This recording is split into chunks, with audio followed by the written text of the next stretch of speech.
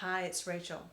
So, in this one, I want to talk about this point of origin, which is a point, which is a speck of dust. And it's dust because this mortal experience, okay, what we understand is that we're of the flesh, which means you're of the dust.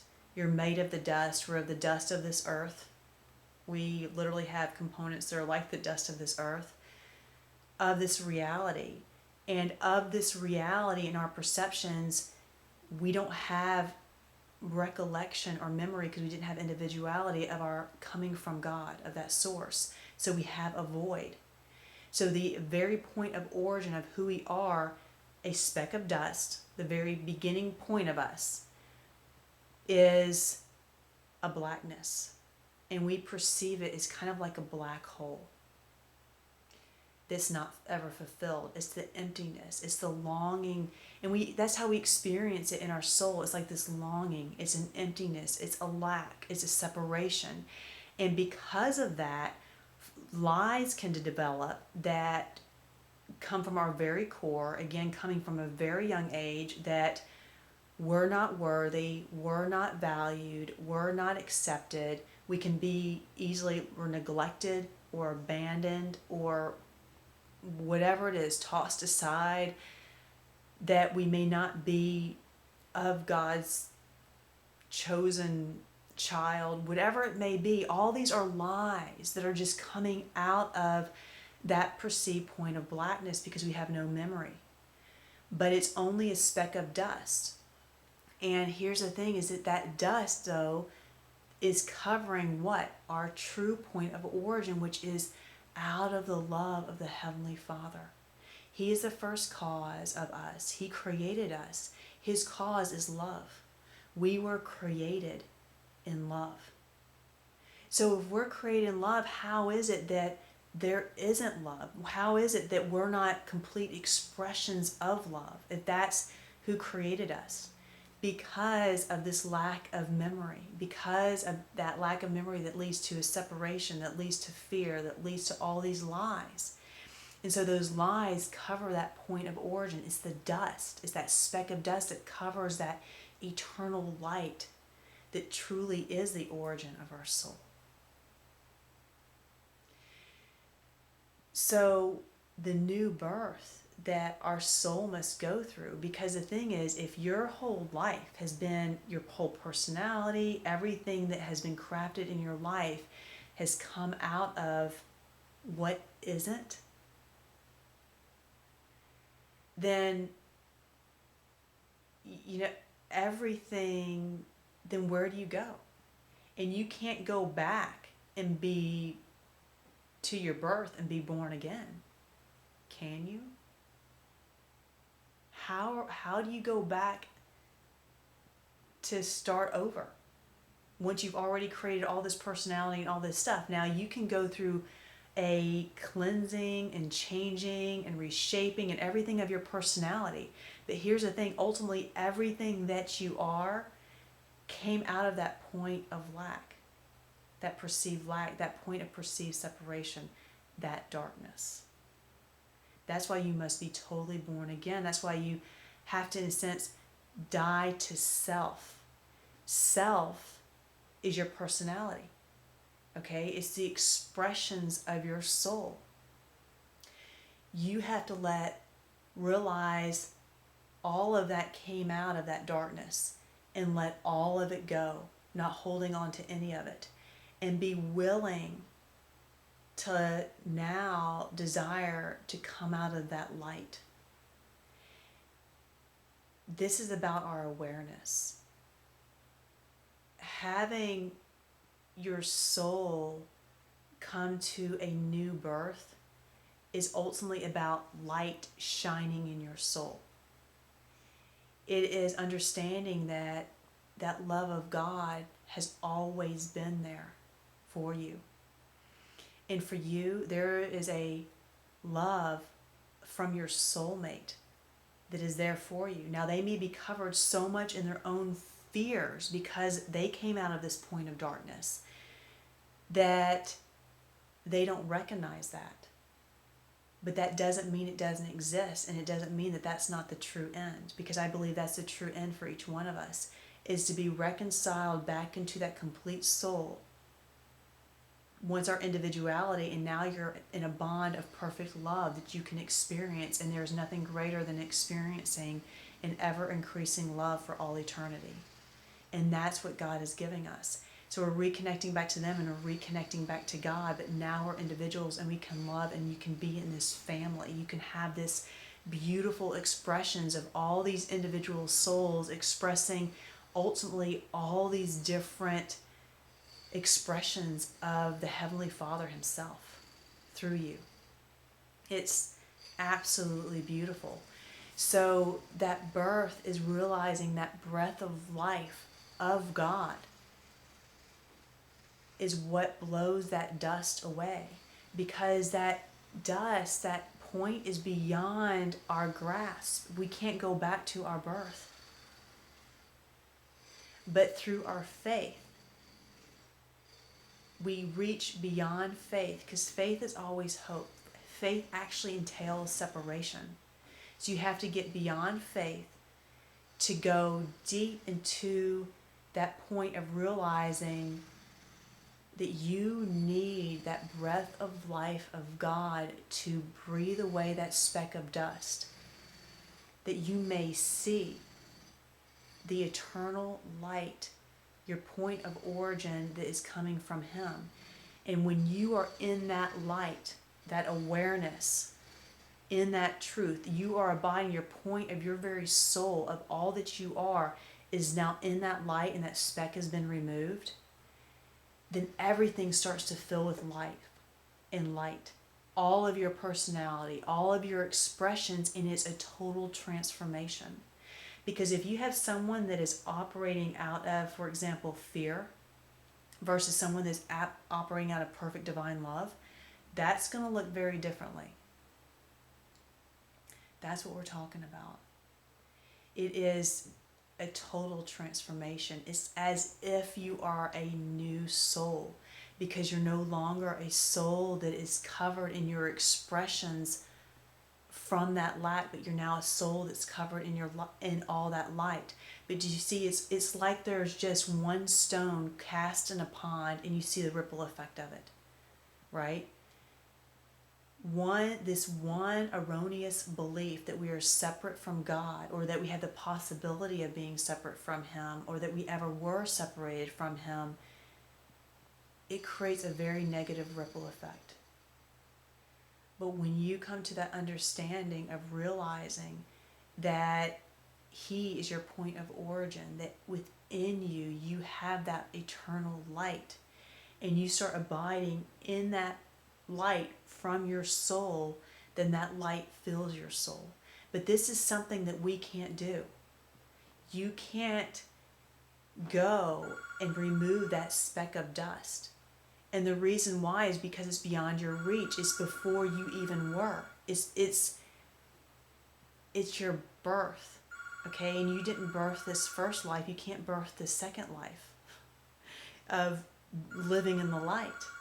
But what you can understand is that love of God, and that love that He has for you. And in that, He breathes that breath of life, and He blows that dust away, and then you realize that's all it was. And now that true light is revealed in your soul, in a deep knowing, in a reality, not a faith, not a hope, but a knowing. Okay, you want ultimately faith and hope to end, because that means separation. That continues to feed that separation. We don't want any more separation, because it should never be that way. We're coming back into being reunited. And the reuniting is actually us through our individualization. In our free will, we have to choose and realize we always were that child of God. But because now of our free will and our ability to love, that's what it is. We have to extend out and go, that love is there. It always was there. It never left us. It's a part of us. It's who we are.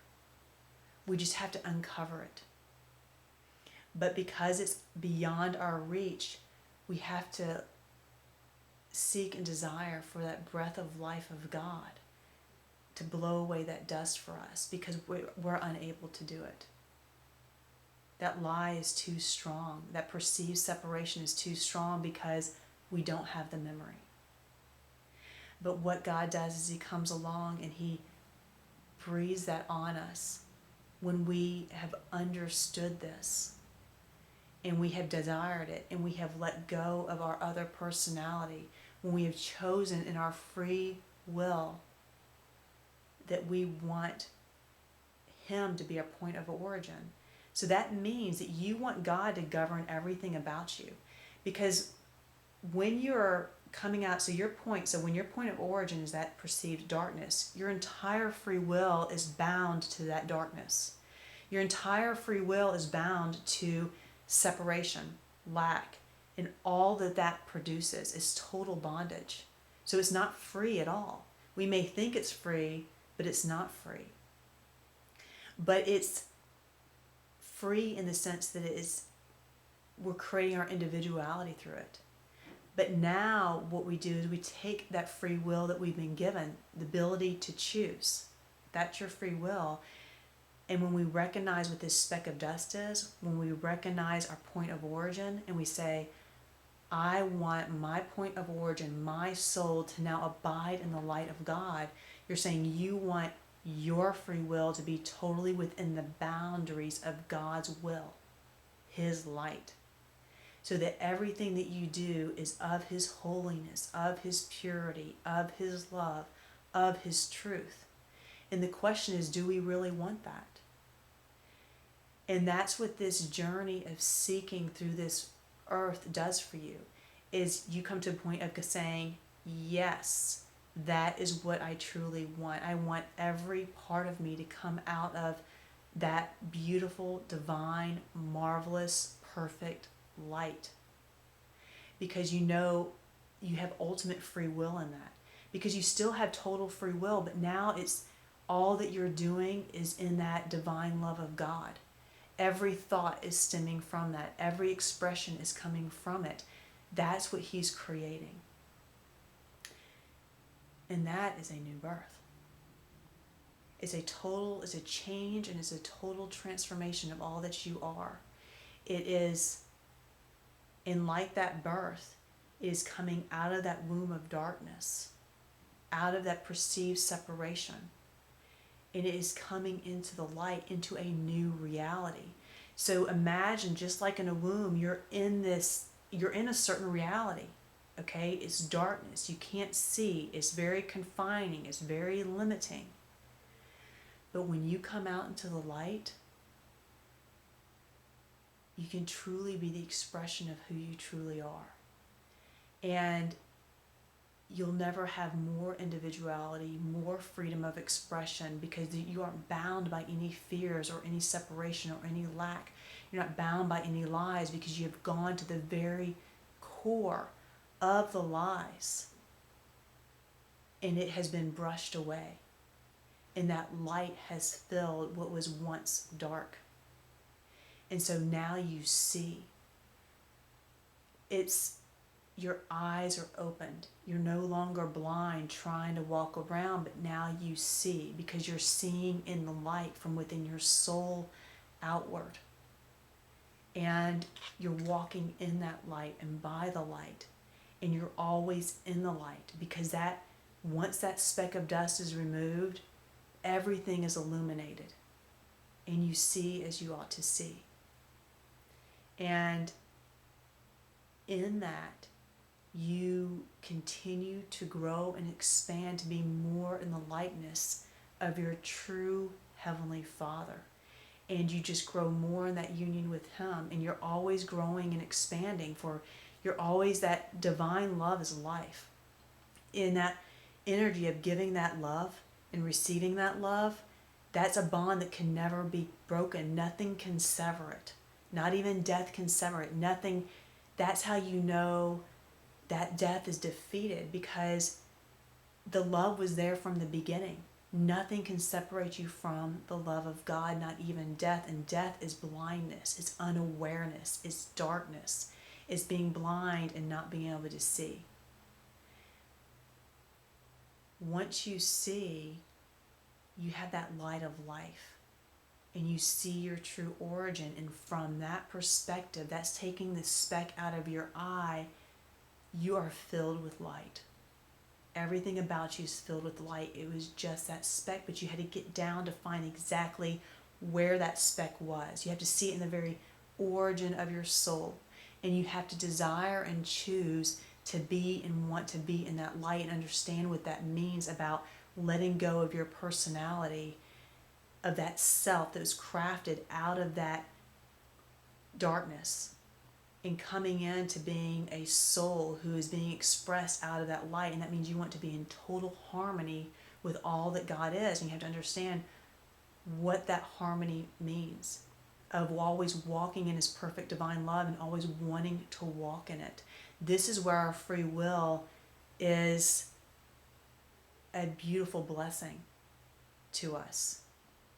We've been given it. Now we have to choose to be a part of that light and to want to be in that light and live by that light and be one with it, be in the stream and the flow of it, and no longer have any part of darkness at all.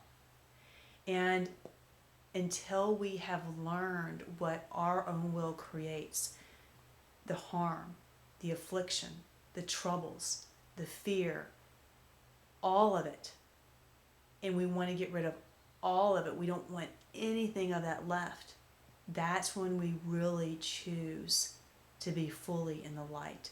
And that process takes time. And often we get to that by heading toward the light. Okay, it's off in the distance. But as we do it, we're cleansed and we grow and we learn and we mature and we understand what is life and what is death and what is of God and what is not. We see the contrast of things until we have that choice where we truly want to be of God, and that's extending our soul to God to truly love. Because we have to come into harmony with God. God doesn't change for us, we change for him. We let go of everything that is counter to his love, and we want to let go of everything that's counter to love, but we can't until his love is in us. But that's a choice that we make in our free will. It's the ultimate choice that we have to make. But when we do that, that speck of dust can be removed. And we can start abiding and being children, abiding in the light, and no longer children lost in the darkness. We are always his children, every single person. We are all in the same state. None of us can breathe this breath of life in us. We are all at the mercy of God. No matter how much we know, no matter how much we've changed, no matter what we have done, because it's beyond our point of origin, we cannot birth ourselves. Our Father has to bring us to life. But that's the choice that we make, is yes, we want to be brought to life.